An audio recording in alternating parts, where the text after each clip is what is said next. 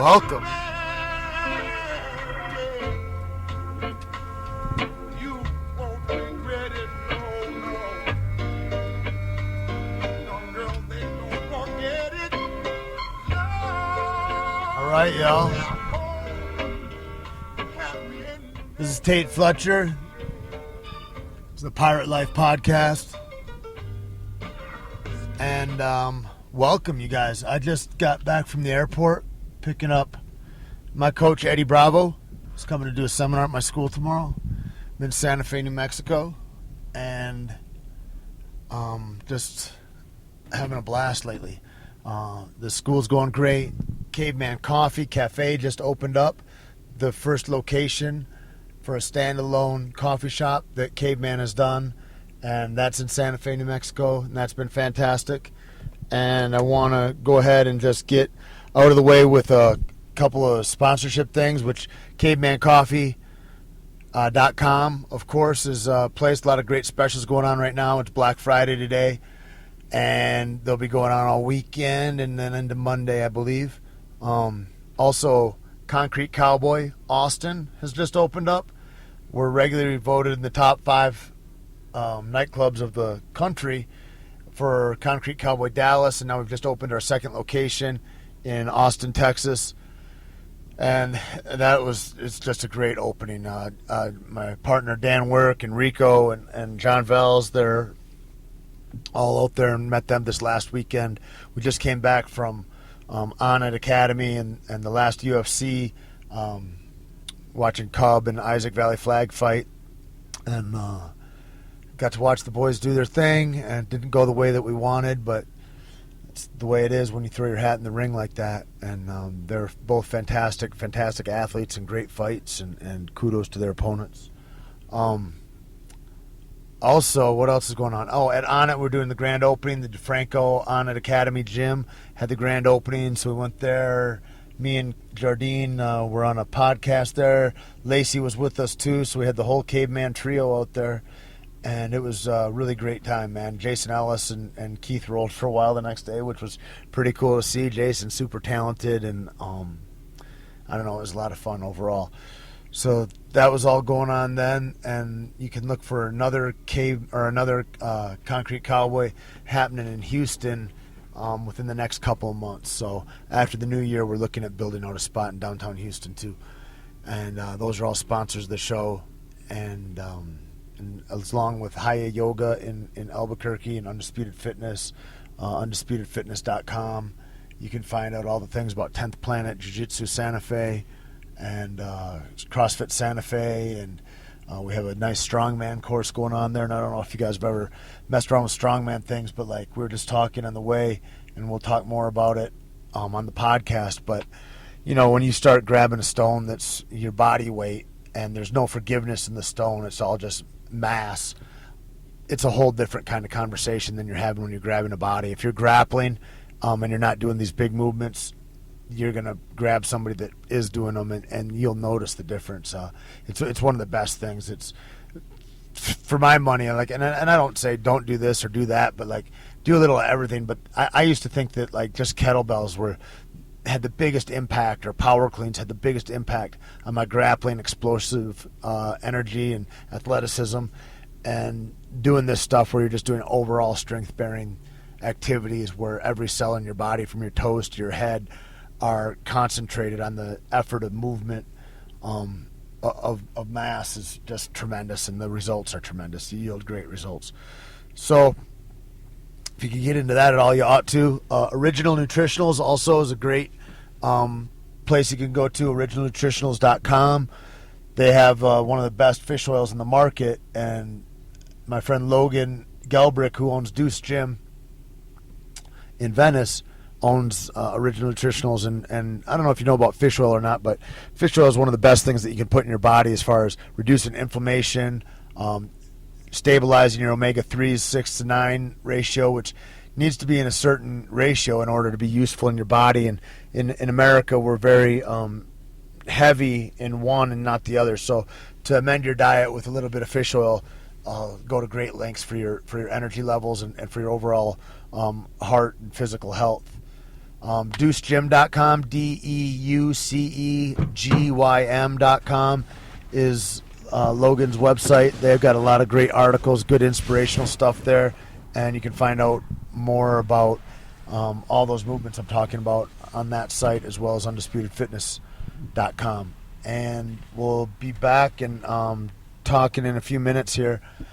Got Eddie Bravo in the front seat, Ruben Rivera in the back, and Nate Harris also. So it's really a special time to have us all together, and who knows where the conversation will go. You know, we just came off of Metamoris 5 also, and I know Eddie's got some opinions about that, and talk a little bit about the training that went up to his match against Hoyler, and just kind of where we're all at right now. And so I'm going to just go ahead and pause this, and we'll be back on in just a second.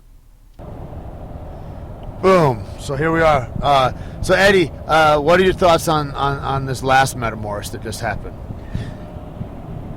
Too many draws, man, and too many MMA fighters, man, and not enough gi matches. No, it was good, man. I liked it. I don't mind draws at all, as long as they're exciting.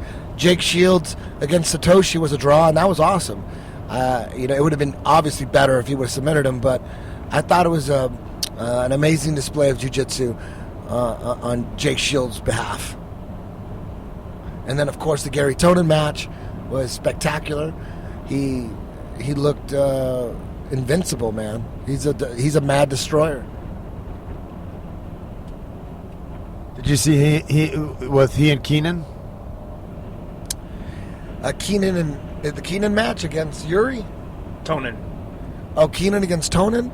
I didn't see it, but he beat him by a bunch of points, right? Yeah, I mean, it's a huge mismatch of sizes, but I mean, it's like the difference with the skill level. You didn't see it at all? I didn't see it, but I know Keenan's about 190, 200 pounds, and Tonin walks at 170, so that is a big difference. It's a giant difference. So I know he got beat by points. What do you think about the conditioning aspects, like when guys are going in and they're just being super defensive, and you know that idea about, you know, they're trying to not lose instead of trying to win and smash in the match, because that came up a bit, and how do you suggest like fixing that problem? I think you fix it with money. When you have single matches, really there's no incentive to win, to continue on in a tournament, because it's just a super fight. So you gotta fix it with money.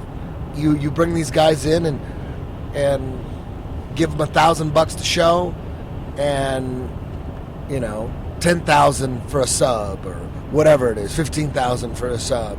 Make the sub bonus extremely significant. And then if you didn't sub, you just walk with $1,000 and that's it. Yeah, I think people would train a lot differently for that. I think they would do it too, because even guys that are doing super, there's not a whole lot of high paying super fights that are out there. If you did that $2,000 or $3,000 and you paid $15,000 for the winner, then what if you tie? Do you penalize both of them? Like, does somebody have to win, and do you say, then you'll both go with nothing if you guys tie? Yeah, if it's a draw, if you want to do it that way. If you don't want to have overtime rounds, like my show EBI has overtime rounds. They're submission based, they have nothing to do with wrestling. But if you don't want to do that, you have to. I mean, the only way to fix it is with money. You give them $1,000 to cover their expenses, and if they want to make any kind of money, they got to get a submission. I think a lot overall, you would see the submission rate increase. Right? I don't know. Maybe. I mean, I think that you got guys that are trying to save face. It's like they're treating grappling matches as if they're in the UFC, meaning if they lose, maybe they don't have a job next week or whatever. But I think it's a different thing. It's in jiu-jitsu, it can be anything, and you can. have as many you know what I mean? It's not like you're as good as your last fight. Like there's so many opportunities to grapple at a high level that I don't know. It doesn't seem like there's any excuse except that there's like an ego problem, or there's like maybe it's in the training, in the way that they're, training to survive. You're really tired. You talk about everybody, like if you're doing kind of Shark Tank type of training, then you're just trying to survive at a certain point when you're tired and you're going against fresh guys, and maybe guys get too defensive in their training, and that's what they feel like they're really comfortable there. They can survive there, but then they never learn to flip gears and go, assaultive. Yeah, man, no matter what you do, it really all depends on what the goal is for the promoter of the show. If the goal is to have the best possible, the biggest possible show, grappling show that they can create, then you need the biggest names. And how do you get the biggest names? You have to have money. And how do you get money? You have to sell a lot of pay-per-views. So how do you sell pay-per-views? You have to have exciting cards and exciting matches. So if the goal is to have the best possible matchups, you need the most money. And how are you going to sell pay-per-views if it's a boring matches or a boring show? Whatever you do, you definitely like if you, let's say, because there's some people out there that want more gi matches, like the hardcore. That's so fucking stupid. It's ridiculous. I mean, it's good if you want to see gi matches and you don't care about putting together a show, the biggest possible show ever. I would like to see more gi matches if it was the same thing. If there was like a real a lot of weight put on finishes. Like, it'd be great to see guys that were awesome at slaying each other in a gi. Like, I remember, I think I was a blue belt and I fought in the Pan Ams, and Braulio Estima was a brown belt then, and he went through the whole division. He had like 8 matches, and his total mat time was like 3 minutes and 20 seconds or something crazy. He just slaughtered everybody. Like, that's exciting to watch somebody that's that good at that level. But like, to see where gi matches were, I think really like it's in a huge way, like the biggest tournaments have really favored stalling in a way, points and stalling. Like, even if you're a wrestler that doesn't know anything about collar chokes, you can take a guy down and then stand up and stay there the rest of the match, and you are a gold medalist at the Mundials. Yeah, I think if you for the people that want more gi matches and the people that don't like the submission-only format, if you took Metamoris, in my opinion, we took Metamoris and made it all gi matches and added a point system, I think that would be the end of Metamoris. There's 0% chance, in my opinion, that show would survive. A point system with the gi, every match, it would just die. We already have plenty of gi matches. I mean, the Mundials, you have 12 gi matches going on at the same time.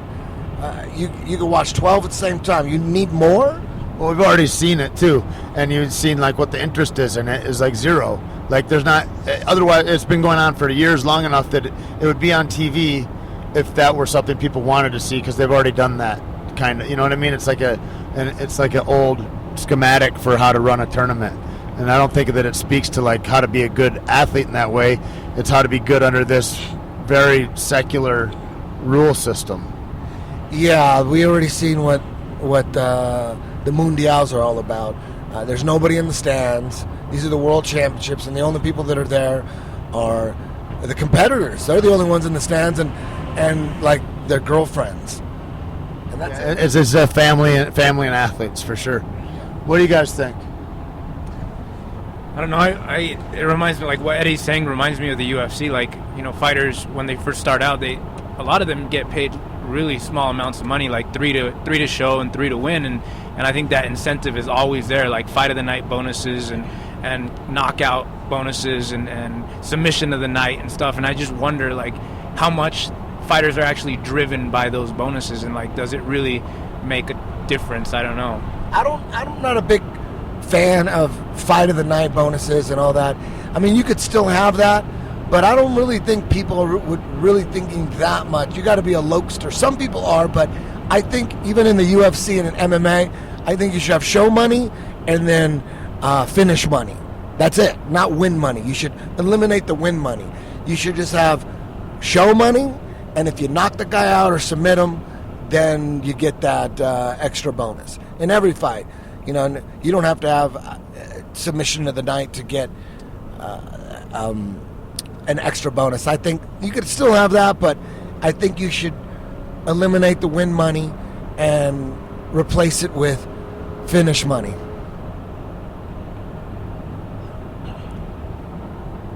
That's cool. I don't know. I think what you've done, like with EBI, is fucking cool, man. Like to make it exciting when you do get to those the time limit. When you reach the time limit, no one submitted anybody, and I don't know. I think I haven't seen a better solution to keep the fights exciting and to keep people engaged.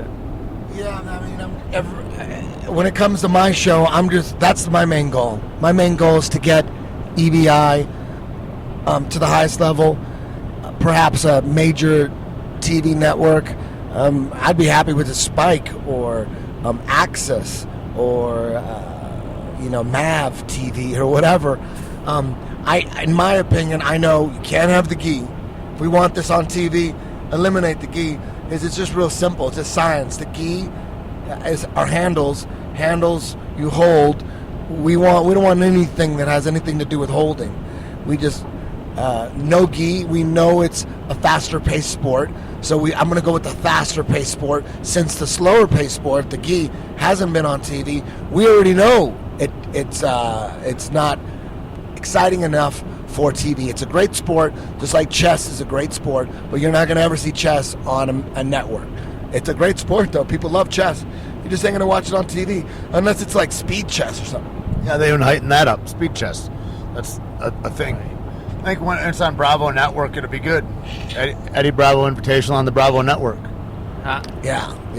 And it's not really even about like no gi versus gi. Like it's just about keeping jiu-jitsu exciting. Like it's just that you can already see that the gi isn't working. Like it's not something that people are excited to watch. And even no gi for that matter, you've had to add this rule set that keeps it exciting.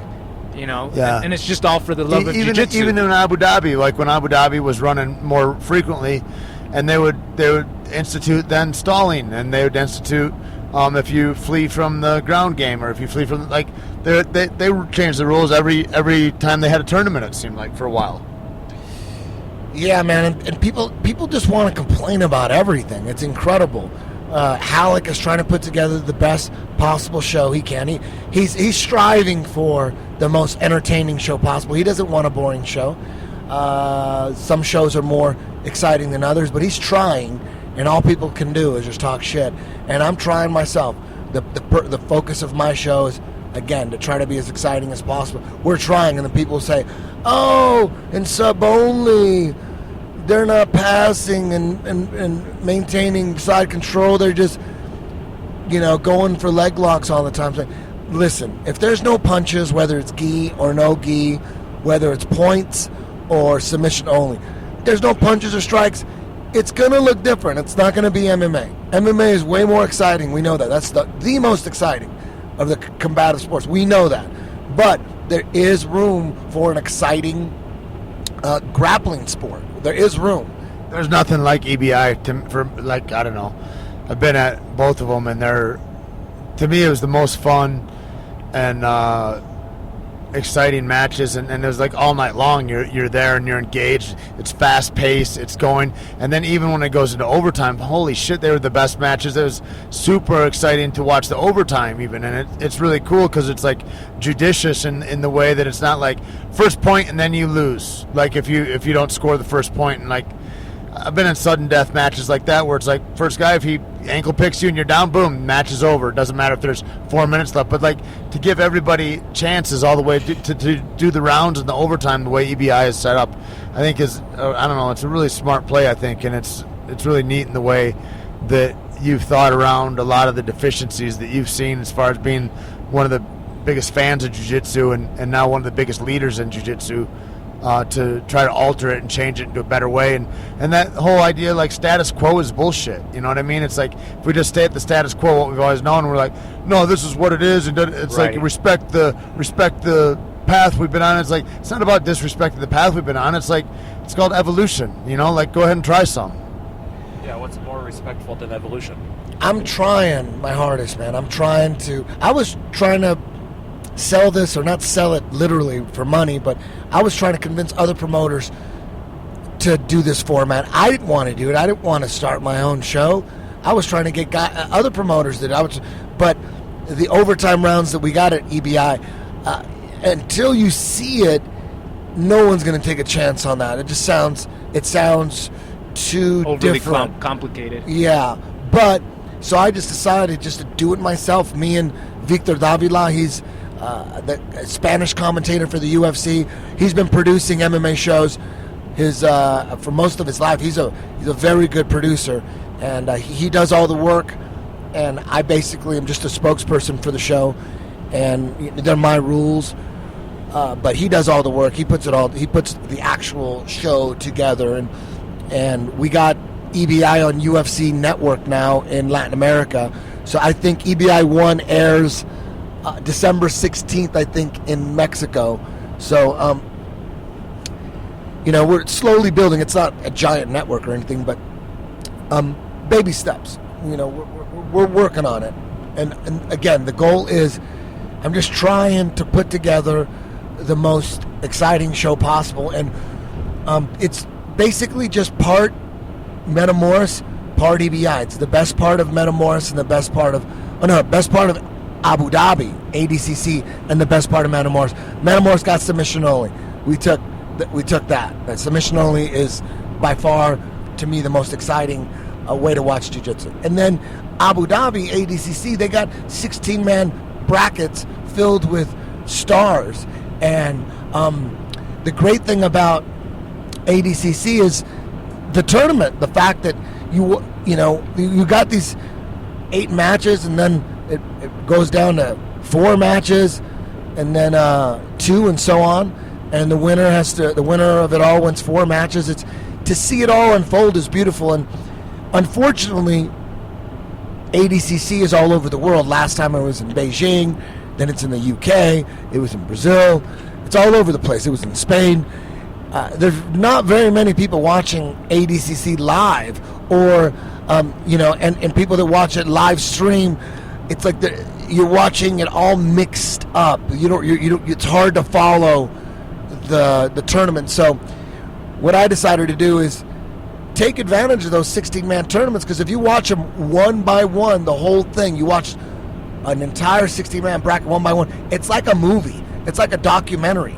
Unfortunately, people are watching ADCC online the next day, one match at a time. They already know who won. They heard about the results, so they're watching this matchup on YouTube, and then this matchup on YouTube, and they're not. It's like hearing about a movie, knowing how it ends, and then watching little pieces of the movie. You got to watch the movie from the beginning to the end. That's why I think EBI had such a great reaction from the people that actually went there, because even if you don't know anybody in the first round, by the time you get to the finals, you know those 2 guys very, very well. You just saw their last 3 matches, the most significant, important part of their career. You saw it that night. So the finals become super electrifying, and that really is what we're focused on. It's like Metamoris, we're seeing one match at a time, but we're seeing it all unfold. We're seeing the beauty of a 16-man bracket, not scattered and just, but in a row, one at a time, not 3 matches going on at the same time, or 12 matches going on at the same time like the Worlds. One match at the same time, you see it unfold right before your eyes. And we're going to start doing one division at a time, starting for EBI 3. We're going to, as opposed to doing 2 different weight classes the way it is right now. EBI 1 and EBI 2, which are both available on YouTube for free. We had 2 weight divisions that night. We did 2. 32 competitors. Yeah. Right. EBI 2 took 5 hours to get through. It's a bit much. So what we're going to do for EBI 3 is just do 170, the welterweights. We're going to bring back Gary Tonin, have him defend his title. Boogie's going to want a crack at revenge. Also, we're not going to just do one division. We're going to do one division, and in between each round, like after we get the first round, we're going to, in between every round, we're going to have a super fight with kids. We're going to take the 3 best 10th Planet kids and have an open challenge to any kids at their weight in the world. Anybody that wants to come in and do it. We're going to have Jacob Harris, who's... He's wicked. I think he's He's a teen. 14. He's a teen. Yeah. He's 14. He weighs 120 pounds. We're looking for anybody that's 120 pounds, anybody who want to, even if you're, as long as you're under 18, if you're 120 pounds, let's do it. You and Jacob. And then also Cora Sek. She's 90 pounds. Any girl in the world that wants to do this, obviously, we're going to take the toughest one at 90 pounds.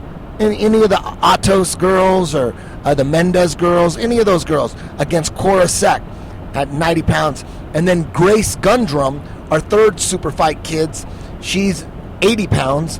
And we're going to go with the best 80-pound girl we could find. And in between Gary Tonin defending his title, we're gonna see 3 virtuoso kids. These aren't just kids; these are kids that know the system better than most of grown-ass men. That little Jacob, man, I watched him. I was on the Gracie sidelines, Worlds. right at his at all his matches for every one of them at the Gracie Worlds, and he just runs a clinic, man. That guy. He's a little kid, and you're watching super high-level jiu-jitsu that is play-by-play, step-by-step, textbook, 10th Planet, like routes all the way to the subs. Like, he is amazing, and he's like a little glossary. Like, that's all he thinks about all day long, and he's phenomenal. That'll be so exciting. I was just going to ask if you're going to do any super fights. That's so exciting. These super fights will be under the same rule set as the adults, Eddie, or like same time limit. What's the difference? Exact same time limit, 10-minute matches with the overtime. I think for TV, 10 minutes is max. 15 minutes is a little too much, especially with the 60-man bracket. 10 minutes, and at EBI to eliminate the incentive to go to overtime. The winner of, first of all, the winner of the 60-man bracket is the only guy who gets paid. Second place doesn't get paid. Third place obviously doesn't get paid. Only the winner gets paid. And the winner only gets paid on matches that he won in regulation. So we take the total purse. Like, let's say, like the last, we're not doing this with the Metamorph's budget so far. Eventually I want Metamorph's budget, but I've been paying for this, me and Victor on our own. So the last 2, the winner of each bracket gets paid $500 per match they win in regulation. So, for instance, Gio Martinez won the bantamweight division in EBI 2, and he submitted every one of his opponents. His 4 wins, they were all finishes within regulation, so he got $2,000. Denny finished 2 in regulation and 2 in overtime, so he only got paid $1,000. Another reason not to go to overtime. We don't want guys trying to win in overtime. At this point, the money isn't that great, so guys will even go, fuck it, I'm going to overtime. Fuck that $500. But Now, how about this? How about if you're in the finals and then you go into overtime? Is there a bonus if you finish the finals within regulation versus in overtime? you only get paid if you finish the fight in regulation. If you get to the finals and it goes, like for instance, in EBI 1, Gio got to the finals against Jeff Glover, and Gio finished all his opponents in regulation, except for in the finals, him and Jeff Glover went into triple overtime. He didn't get paid for that fight, but he still got paid $1,500. Maybe the most fun match that I've ever watched in my life was watching that triple overtime. It was just, man, like if you guys haven't seen EBI Eddie Bravo Invitational, do yourself a favor. And it's not like watching these singular matches where you're like, oh, are they the 125 guys, or is it the 185 pound guys, or is it, oh, there's 145s going on this mat? It's like all that stuff, or like reading the results, is like, it's like, why wouldn't you just read the last chapter of every book that you've ever read in your life? It's like it's watching it unfold and learning as you go. Like, there's a lot of value in seeing that unfold. The drama that it is it's badass, and I think that is what you really touched on. It that made it the best thing ever. What do you think about doing? It just made me think of it earlier. Nate brought it up earlier about the new judo MMA deal, and what do you think? I think it's a real compliment. It's like combat jiu-jitsu that that looks like they're trying to mimic, but like, do you have any plans for combat jiu-jitsu being pushed, or are you just really solely looking at EBI right now? Well, the ultimate would be EBI combat jiu-jitsu. Would be a 16-man bracket of exactly the same thing, but palm strikes to the face when you're on the ground. That's what I want to do. No gloves, no nothing. Just palm strikes to the face, just to make it a little more realistic. Make it so that when you're going for leg locks, you have to be worried about what position you are exactly. Is your face in harm's way and that kind of stuff. The hard part is getting combat jiu-jitsu sanctioned. That's the hard part. And I did get it sanctioned as an amateur sport. Me and Turi Altavilla, he helped me out. But right now, we got it sanctioned for 3-minute rounds, and it has to be in a cage. So hopefully I'm going to go back to the commission, and we're going to negotiate again. And now that they've seen Metamoris compete on these flat surfaces without ropes or a cage, and then they see EBI, they'll get to see that you can do jiu-jitsu without containment. Yes. Yeah. Now, Nate Harris, you're a combat jiu-jitsu world champion, undefeated, right? Undefeated combat jiu-jitsu And we did do 2 combat jiu-jitsu matches. Nate Harris, Capella, and Compel. They both did it. The hardest part with combat jiu-jitsu, really, we could be doing that every University of MMA show. And here, the premier amateur MMA show, University of MMA, U of MMA. We could do that every show. We just can't find opponents. I have 20 10 Planet soldiers ready to go, ready to do these 3-minute rounds that the commission gave us in a cage, ready to do it. We can't find any competition. You know, Jason Manley and Giuliano Prado, 2 very well-respected jiu-jitsu instructors, thought that they could find some competition for us, but they couldn't find anybody. They scoured.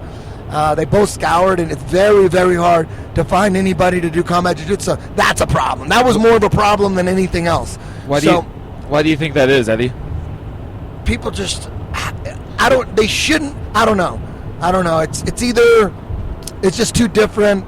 A pure jiu-jitsu player, it's a big step up. Yeah. Now they got to worry about strikers. But like, if I'm going to be in the cage, I might as well just do MMA or something. Yeah, it's really, it's just too new. It's weird to me because it's exactly the way we train for MMA. It's like, we're going to go ahead, I'm going to start in your guard, and we're going to work from here. I'm going to strike. I'll do 5 minutes where I start in the top position, and then we'll switch. You'll do 5 minutes. I mean, it's the same way that, like, it's a huge part of training for regular mixed martial arts events, and except you're starting on your feet, you go to a takedown, and then the strikes begin. Like, I don't understand why it's such a departure for guys unless they're just immature in their thinking. Yeah. Whew, that's a good that's a tough one, man. Ultimately, I'll get back to combat jiu-jitsu. It's just, again, finding the competition. I have plenty of 10 Planet guys that they can't wait to jump into that. Just like submission only, it's the same in the sense that when you go to a submission only tournament like Gracie Nationals or Gracie Worlds, it's 75% 10 Planet guys, because your traditional jiu-jitsu schools, they don't like. They specifically train for point jiu-jitsu, and we specifically train for submission only. Whether they were submission only or not, that's exactly how we train. We don't even do anything differently. We're doing the exact same shit now. Everything's the same. Whether there's a tournament coming up or not, we trained. And most schools, if you think about it, no one's rolling and keeping track of points. That would if your instructor made it mandatory where you're rolling and you got to keep track of points and every roll you had to have a referee, and that would just kill the fun. It's fun. Sometimes I'll call out my own points. I'll pass, and then I'll throw up 3 fingers. I'll be like 3 points and shit like that. But if there was a third-party ref, I would probably dispute everything he said, too. And I would say pull-ha a lot, things like that. I don't know, whatever. I like to just, if I take a back, just whisper in their ear, it's 8-3. When you come to a 10th Planet school and you see, when it's sparring time, it looks exactly like Gracie Nationals or Gracie Worlds. There's 7 or 8 rolls or whatever, and they're all going for a submission. No one's worried about points. They're trying to get to this. The other thing is like when you talk about mental mind state of athletes, like nobody feels crushed, like, oh, darn it, now he's past my guard. And then they get kind of sunken in that feeling, the way, like, if that's a thing that matters, then it's something. But, like, I don't know, like, if it doesn't matter, it's like, no, I'm just replacing my guard now and I'm gonna get back to work and all. Like, it's just it doesn't. You're not coming up from a hole. You're just trying to still better your position and tap a guy. Yeah, man. What are you doing with? Go ahead. I had a good night last night. I got 55 points, bro. That'd be hilarious if you ever heard that. How was jiu-jitsu last night? Yeah, dude, I scored 67 points on 4 different guys. It's pretty cool. How many points did you get scored on you? Listen, that's not the point, dude. I got more points.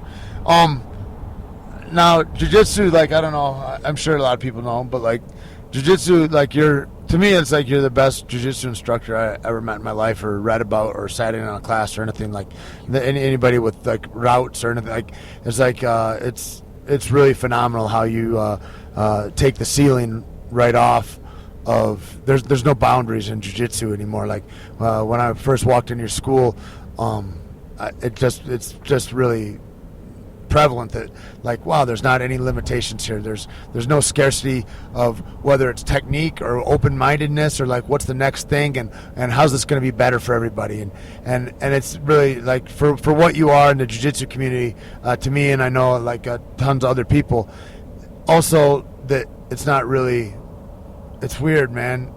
You say it and it doesn't even sound real sane, but, like, that it's not your passion, that's not even the number one thing that you're into, that you call yourself a musician. If somebody were to say, what do you do, Well, my whole life, music was my number one passion, and I didn't start doing jiu-jitsu till I was 24.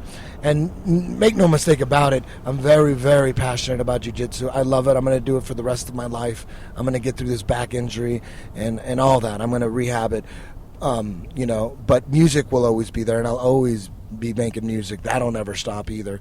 I got 2 passions, but my whole life it was always been about music. Jiu-jitsu was, and I think that's why I succeeded in jiu-jitsu and I didn't succeed financially with music, because I expected to musically and I had 0 expectations with jiu-jitsu. And that's a clear example of living life without any expectations and just being happy with what you got. That's the way I lived when it came to jiu-jitsu. And then the jiu-jitsu blows up because I didn't expect anything. I was 33 years old and 10th Planet Jiu-Jitsu wasn't even a thought. Think about that. 33 years old and 10th Planet Jiu-Jitsu I didn't even have the name.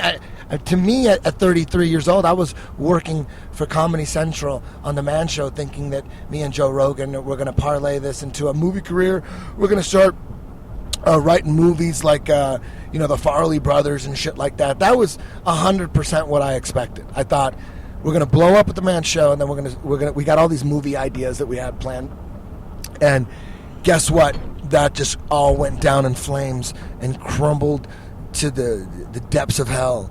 And what happened? Jiu-jitsu happened. And again, I did not expect it. I was just doing jiu-jitsu for the pure fun, pure joy of it. That's it. And look what happened. That's an example. Like, I was not expecting it, and look what happened. And you hear that a lot from people. Like, Joe Perry was on Joe Rogan's podcast, and he was talking about it because I had no idea we were going to blow up. I just did not expect it at all. It's like, what are the odds that my band was going to blow up? We were just doing it, just having fun every night and just rocking. We did not think we were going to blow up. You hear that a lot, you know? It's crazy when you see that, like, and I think like what you taught me a while ago too about just, you know, you're in there for just the appreciation of it, of the motion of what you're doing, you know, and without having a result. A dude told me one time, is great advice. He's like, you're in the action business, not the results business. If you're just worried about the results, it's always going to be marred by the time you get there. If you're just into the action business and you're just trying to put good into the world, then the results happen all by themselves. That you don't need to worry about that. You're never going to sit in a result. You're always going to be in the action of doing and being and creating. And I think there's a huge component to that where we get twisted up because we want a result. We want a thing, like whether it's we want a paycheck at the end of the week, or I want to work this many hours and get a car, or what, like, instead of like just loving the moments that we're in all the time. Maybe I should stop writing music and then give up on it, and then after a couple years it'll just happen on its own. I think you're already there. I mean, I don't know, you know, like when I listen to your SoundCloud, and it's just, it trips me out with how powerful that is, and I'm like, to me it's the only thing is, it's like, I think being in like where I am in my life is I go, well, I know what my abilities are, and it's just you've got to get present in front of the right person. And I think that's the thing. You've already got the ability and the talent and like the audible aesthetic of like what sounds beautiful and puts together a powerful tune that invokes a huge emotional response. You have all that. It's just the right guy listening to it to get it in the right platform, I think. Well, thank you, man. Thank you. I appreciate that. Music props mean so goddamn much to me, man. You have no idea. So I appreciate all that tremendously. Music for me, the crazy thing is, I expected it so much. Like even when I was 13, 14, I just expected rock stardom. I thought there was no way it was not going to happen. I was so delusional about it all. But make no mistake about it, I'm very confident about my music production skills. I feel that my music, if you go on my SoundCloud, I feel I have the talent, I have music to make a living off it, but you know, with the music business the way it is today, it's very hard to make any kind of money with music. You just got to give it away for free. Again, shit, you know, I'm to the point now where I'm just going to keep making music, keep building my jiu-jitsu association, and just focus on my son, and just take every day as it comes. And you know, I'm definitely not hell-bent on a mission to become a rock star. Would you do a book that was outside of jiu-jitsu?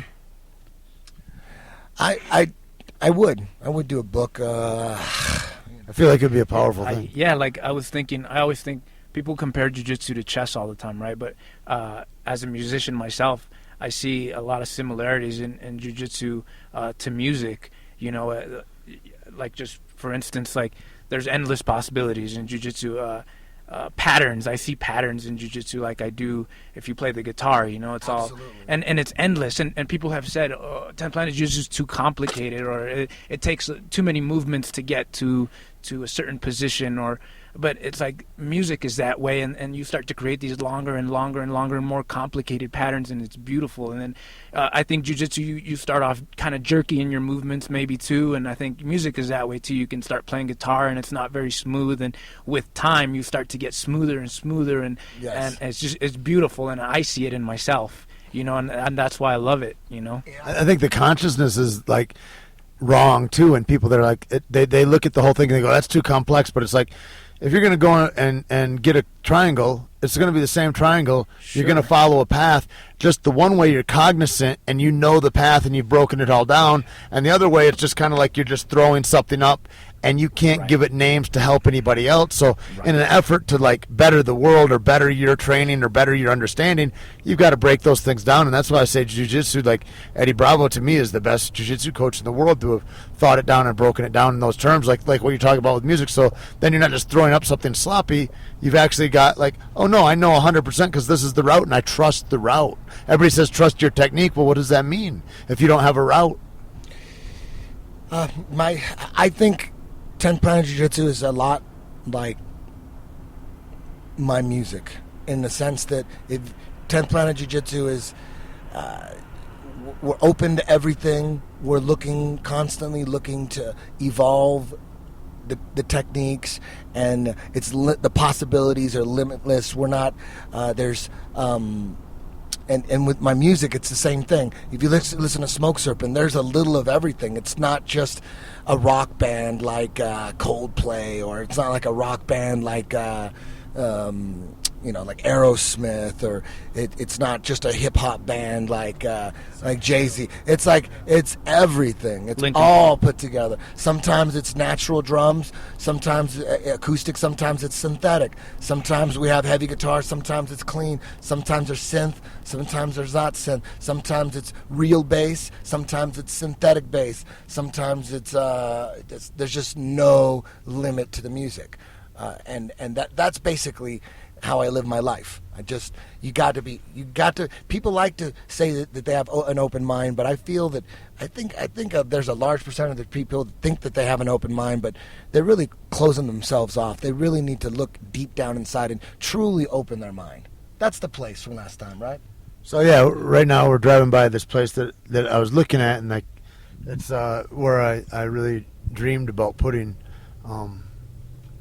our gym, and 10th Planet Santa Fe and Undisputed, and it's a great big old like stonemasons work here, right? So they have big slates of rock and all that kind of stuff, and it's rad, and it's got huge bay doors, and it would be, there's a lot of work that you'd have to do. You could get the building cheap, but anyway, it went away. The dude that retired, he ended up selling it to one of his guys, and so right now we're about to pull up on the place where the new 10th Planet Santa Fe resides, and it's right in the same kind of park. There we go. So far, so good. Looks nice and clean. No, it's from that gutter. Oh shit! Nice. Look at that. Look at you guys. Blown up. So that's it. And hey, can you tell Drew? I'm gonna go ahead can someone tell and him to come by? pause this for a moment, and we're gonna go and check out the gym, and we'll chat some more in a bit.